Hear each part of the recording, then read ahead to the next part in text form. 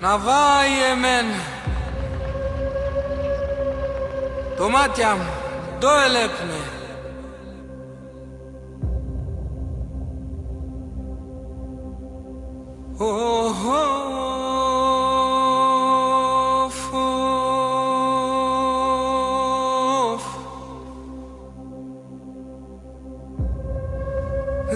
Και είναι ζωντάνη φέκανε.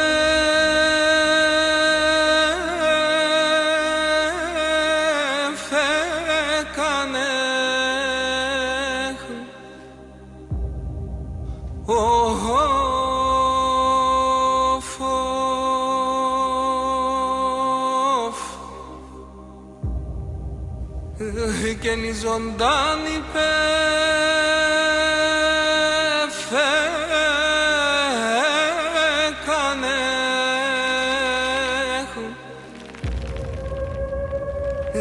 και τον τοπόν τεγένεθανου.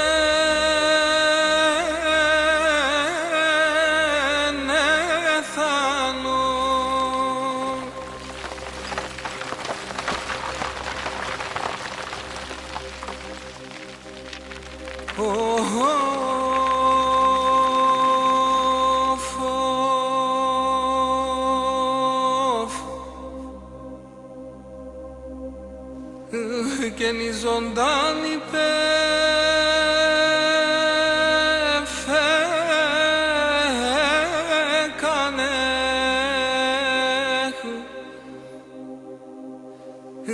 και τον τοπόν τεγένεθανου.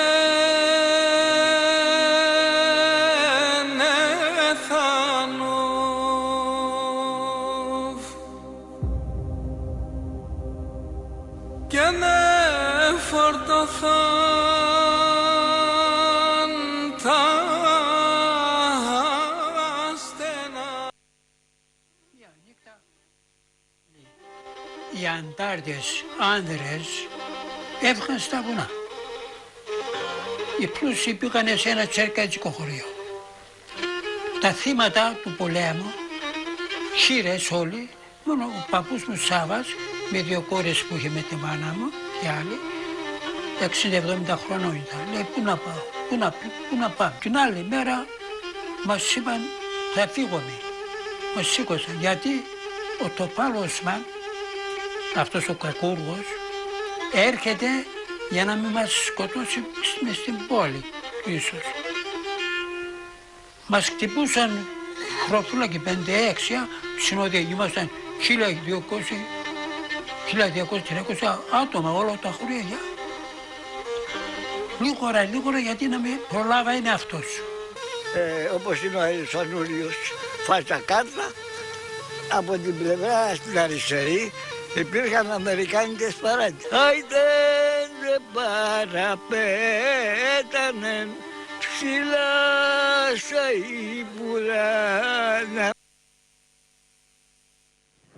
103 χρόνια μετά τη γενοκτονία 353.000 Ελλήνων του Πόντου ζητούν όλη δικαίωση. Τα εγκλήματα του Οθωμανικού καθεστώτος δεν διαγράφονται. Μου ένα μεγάλο μπράβο για το πρώτο βίντεο το οποίο είδαμε. Να βλέπουμε και τα πλάνα, παρακαλώ πολύ, το οποίο είναι σκηνοθεσίας. Θα πούμε ένα πολύ μεγάλο μπράβο, γιατί πραγματικά ένα βίντεο το οποίο μας συγκλώνησε όλους.